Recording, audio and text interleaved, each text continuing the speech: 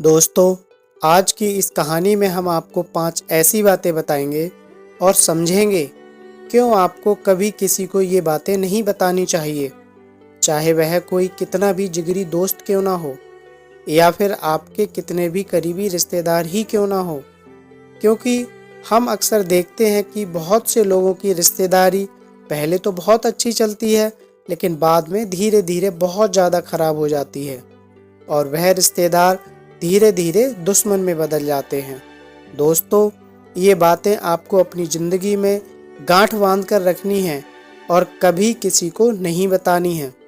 आपने भी अपने बड़े बूढ़ों से एक बात ज़रूर सुनी होगी कि हमारे घर की बातें कभी किसी को नहीं बतानी चाहिए, और ये भी कहते हुए सुना होगा कि कुछ बातें ऐसी होती हैं जो अपनी पत्नी से भी छुपानी चाहिए, कुछ बातें अपने बच्चों से छुपानी चाहिए, कुछ बातें अपने समाज से छुपानी चाहिए। लेकिन ऐसी कौन सी बातें होती हैं जो हम अपने घर के बारे में किसी और को बताना नहीं चाहते? वैसे तो दोस्तों ऐसी बहुत सी बातें हैं, लेकिन आज हम आपको कुछ ऐसी 11 बातें बताने वाले हैं। तो चलिए कहानी शुरू करते हैं। बहुत पुरानी बात है, किसी नगर में एक सेठ जी रहा करते थे। वो दिन भर काम करते और अच्छी खासी उनकी कमाई होती थी। उन सेठ जी का व्यापार जोरों शोरों से चल रहा था। उनके घर में उनकी बीवी और 3 बच्चे थे और उनमें से एक बेटी थी। सेठ जी जब शाम को घर आते तो अपने बीवी बच्चों के साथ बैठकर दिन भर की पूरी बातें करते और वह सारी बात बता देते थे कि कैसे पैसे कमाता हूँ, कैसे अपने ग्राहकों को बांध कर रखता हूँ। वह रोज घर आकर जितनी भी कमाई होती थी अपनी बीवी को बता देते थे और वह कमाई कैसे की, ये सब बातें वह सेठ जी अपनी पत्नी को बता दिया करते थे। अब धीरे धीरे दिन गुजरते गए और सेठ जी का कारोबार धीरे धीरे बढ़ता गया। सेठ जी धीरे धीरे उस नगर के बहुत बड़े सेठ बन गए। सेठ जी तो ये बात जानते थे कि अपनी ज़िंदगी में कुछ बातें ऐसी होती हैं जो कि हमें किसी को नहीं बतानी चाहिए। सेठ जी की पत्नी बहुत भोली भाली थी। उसे जब भी कोई पूछता था, सेठ जी आज कहाँ गए हैं और सेठ जी आज क्या करने गए हैं और सेठ जी कितने पैसे कमा कर लाए, ये सब बातें वह लोगों को बता देती थी। सेठ जी भी इस चीज़ के बारे में सोचते थे कि मेरी पत्नी बहुत भोली भाली है और ये हर किसी को अपनी बातें बता देती है, मेरे बहुत से राज भी ये बता देती है।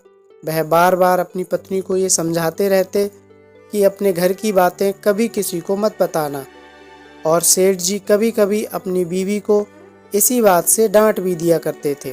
लेकिन फिर भी सेठ जी अपनी सारी बातें अपनी पत्नी को यह सोचकर बता देते थे कि पति पत्नी के बीच कोई भी बात छुपी नहीं रहनी चाहिए। सेठ जी के घर के पास एक बनिया रहा करता था। वह बनिया सेठ जी की तरक्की से बहुत चिढ़ता था। बनिया हमेशा सेठ जी के बारे में गलत बातें करता रहता। वह ये सोचता कि काम तो सेठ जी जैसा मैं भी करता हूँ, लेकिन मेरा सामान नहीं बिकता और लोग सेठ जी से ही सामान लेते हैं। इसी बात से बनिया को हमेशा जलन होती थी। अब बनिया को एक दिन इस चीज़ का पता चलता है कि सेठ जी की पत्नी बहुत भोली भाली है और वह अपने घर की हर बात हर किसी को बता देती है। अब वह बनिया यही सोचकर सेठ जी के घर गया और सेठ जी उस समय कुछ कारोबार के लिए कहीं बाहर गए हुए थे। उस समय घर में सेठानी अकेली थी। वह जाकर सेठानी जी से चापलूसी भरी बातें करने लगता है और वह धीरे धीरे सेठ जी के बारे में पूछने लगा। सेठ जी की पत्नी को इस चीज़ का पता नहीं चला और सेठ जी की पत्नी ने उस बनिए को सेठ जी के सारे राज बता दिए।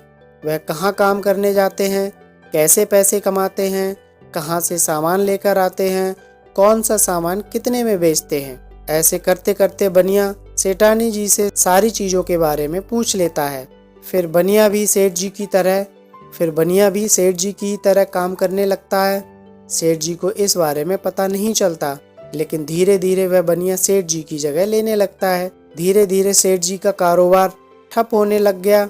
सेठ जी को भी समझ आने लगा था कि मेरे पड़ोसी ने जरूर कोई ना कोई तरकीब लगाई होगी, और वह सेठ जी एक दिन घर आकर अपनी बीवी से पूछते हैं कि ये बनिया मेरी जगह लेने लगा है, कहीं तूने तो मेरे सारे राज नहीं बता दिए। सेठ जी की पत्नी इस बात पर सच बोलकर सारी बात बता देती है कि मैंने ही सारे राज बताए। सेठ जी गुस्से में भर जाते हैं और अपनी पत्नी से बहुत ज़्यादा झगड़ा करते nhạc हैं trong tay du ký कि nè. तेरी वजह से ही मेरा कारोबार ठप हो गया। अब धीरे धीरे सेठ जी को बहुत ज़्यादा चिंता होने लगती है और अब सेठ जी को Đợi ये xíu để चिंता em đi qua सताने cái. लगी कि अपने घर का खर्चा कैसे चलाऊं, अपने बीवी बच्चों का पालन पोषण कैसे करूं। सेठ जी घर आते और कोई सामान न बिकने के कारण वह हमेशा चिंता में रहने लगे। घर में लड़ाई झगड़े होने लगे।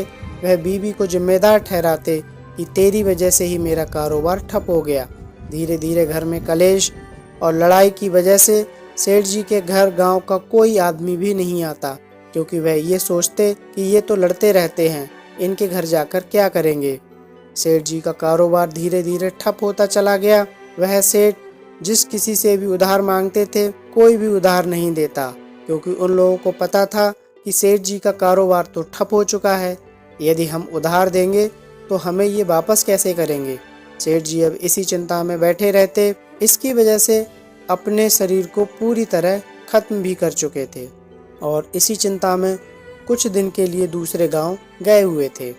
फिर एक दिन धूप में पैदल ही वापस आ रहे थे, तभी उन्हें एक पेड़ के नीचे एक बौद्ध भिक्षु बैठे नजर आते हैं। सेठ जी उनके पास जाते हैं, उन्हें प्रणाम करते हैं और कहते हैं, महात्मा जी, मैं अपनी जिंदगी से बहुत परेशान हो चुका हूँ। मुझे ऐसा लग रहा है कि पूरी दुनिया की समस्याएं मेरे ऊपर ही पड़ी हैं। ऐसा प्रतीत होता है कि मैं दुनिया का सबसे दुखी आदमी हूँ। बौद्ध भिक्षु ने सेठ जी का चेहरा देखकर उनके दुख को पहचान लिया और सेठ जी से कहा कि सेठ जी, क्या दुख है, मुझे आप अपने दुख के बारे में बताइए। सेठ जी अपनी सारी बात बौद्ध भिक्षु को बताते हैं कि कैसे उनकी पत्नी की वजह से उनका कारोबार ठप हो गया। ये बात सुनकर वह बौद्ध भिक्षु कहते हैं कि आपकी बीवी की इसमें कोई गलती नहीं है, गलती आपकी है, क्योंकि जब आपको पता था कि आपकी बीवी के पेट में कोई बात नहीं रुकती, तो आपको अपनी बीवी को कोई भी बात बतानी नहीं चाहिए थी। अक्सर ऐसा ही होता है कि हम अपनी खुशी के दिनों में इतने खुश हो जाते हैं कि वह खुशी हमें कैसे मिली इसके बारे में हम भूल जाते हैं और हमें हमेशा अपनी खुशियों या अपने सुख को गुप्त रखना चाहिए ताकि वह सुख बरकरार रहे। उसके बाद वह बौद्ध भिक्षु कहते हैं, सेठ जी, अब जो हो गया वह तो टाला नहीं जा सकता, उसे बदला नहीं जा सकता। आगे आने वाले समय में आपको इस चीज़ का ध्यान रखना है। आज मैं आपको 5 ऐसी बातें बताने जा रहा हूँ। हो सके तो अपने घर वालों से, अपने पड़ोसियों से, रिश्तेदारों से, सबसे आपको छुपा कर रखना है, कभी किसी को नहीं बताना है। ये बात ऐसी है जो आपकी ज़िंदगी में किसी और को बताओगे तो ये 5 बातें आपके घर को बर्बाद कर सकती हैं, और ये बातें यदि आप छुपा कर रखते हो तो आपके घर को समाज में एक नया स्थान मिल सकता है। उसके बाद बौद्ध भिक्षु कहते हैं, सबसे पहली बात कि घर परिवार की बातें किसी को नहीं बतानी है। बहुत से ऐसे भी लोग हैं जो अपने घर परिवार की सारी बातें अपने मित्र, रिश्तेदार या किसी भी परिचित को बताते रहते हैं। ऐसे लोग बाद में पछताते हैं। इससे घर के सदस्यों में आपसी मनमुटाव और अविश्वास की भावना बढ़ती है। घर की बातें घर में ही रखने से जीवन सुखमय बनता है। छोटी मोटी समस्याएं तो जीवन में चलती ही रहती हैं। सुनने वाले तो मजे लेकर हट जाएंगे, लेकिन आप बाद में पछताएंगे। दूसरों की सहानुभूति हासिल करने के लिए आप कुछ समय के लिए जरूर राहत महसूस कर सकते हैं, लेकिन इससे आपकी कमजोरी प्रदर्शित होती है। दूसरी बात, कुछ लोग ऐसे होते हैं किसी को भी अपने घर में प्रवेश दे देते हैं और घर के कोने कोने से अवगत करा देते हैं। जो लोग आपके विश्वास पात्र हैं उन्हें जरूर इसकी छूट दी जा सकती है, लेकिन हमने देखा है कि बहुत से ऐसे लोग भी हैं आपके घर में घुसकर उसे देखना चाहेंगे जिनसे आपका कोई भी खास संबंध नहीं है। हालांकि जिस पर आप विश्वास कर रहे हैं और कितना सही है ये भी देखना जरूरी है। रिश्तेदार को छोड़कर आपके यहाँ कोई आता जाता रहता है तो ये सुनिश्चित करें कि उसका आना जाना कहाँ तक सीमित है, वहीं तक सीमित रखें, उसको आगे न बढ़ाएं। तीसरी बात, लोग जानना चाहते हैं कि आप कितना कमाते हैं। यदि आप सीधे सीधे नहीं बताएंगे तो यह लोग दूसरे तरीकों से पूछताछ करके अनुमान लगा लेंगे हालांकि आप अपने धन को जितना हो सके वह अपने तक ही सीमित रखें तो आपके लिए ही अच्छा होगा। इसलिए नहीं कि लोग आपसे कर्ज मांग लेंगे फिर लौटाएंगे नहीं, इसके और भी कई कारण हैं।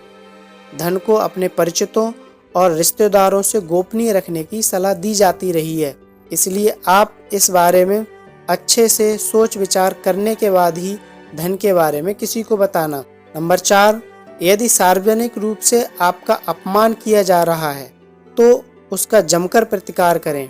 फिर भी व्यक्ति को बहुत से मामलों में कभी कभी मजबूरी बस अपमान को झेलना पड़ जाता है, तो अपमान को दिमाग में ज़्यादा दिन तक न पालें, बल्कि इस पर विचार करें कि दोबारा कोई आपके साथ ऐसा न कर पाए।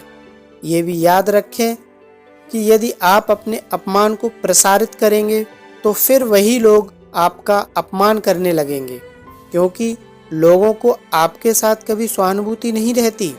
जो लोग किसी की सहानुभूति अर्जित करना चाहते हैं वह अपने अपमान के बारे में चर्चा करते हैं, नहीं तो इसके बारे में कभी किसी के सामने चर्चा नहीं करनी चाहिए, क्योंकि इससे हमारी और ज़्यादा बेइज्जती होती है, ना कि इससे हमें कोई सहानुभूति हासिल होती है। नंबर 5, अपनी योग्यता या अपनी कमजोरी। अक्सर इसके बारे में पता नहीं रहता कि आपकी कमजोरी और आपकी ताकत क्या है, और यदि आपको इसके बारे में पता है तो आपको इसके बारे में कभी नहीं बताना चाहिए। यदि आप अपनी ताकत के बारे में किसी को बताएंगे तो लोग उसकी काट ढूंढ लेंगे, क्योंकि उनको पता है कि आपकी ताकत क्या है। और यदि आप अपनी कमजोरी के बारे में बताएंगे तो शत्रुओं के साथ मिलकर ये लोग आपको पराजित कर सकते हैं। इसलिए अपनी कमजोरी और अपनी ताकत कभी किसी को नहीं बतानी चाहिए। इसके बाद वह सेठ जी कहते हैं कि हे महात्मा जी, आपने मेरी आंखें खोल दी। अब मेरी समझ में अच्छी तरह से आ गया है कि मुझे क्या करना है। सेठ जी बौद्ध भिक्षु को प्रणाम करते हैं और वहां से चले जाते हैं।